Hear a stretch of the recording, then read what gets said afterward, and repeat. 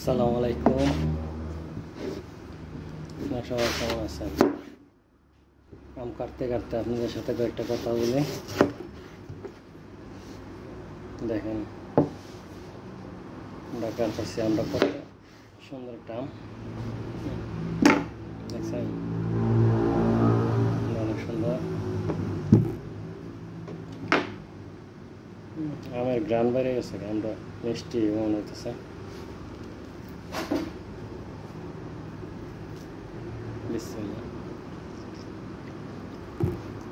ঠিকই আছে, মিষ্টি, অনেক মিষ্টি।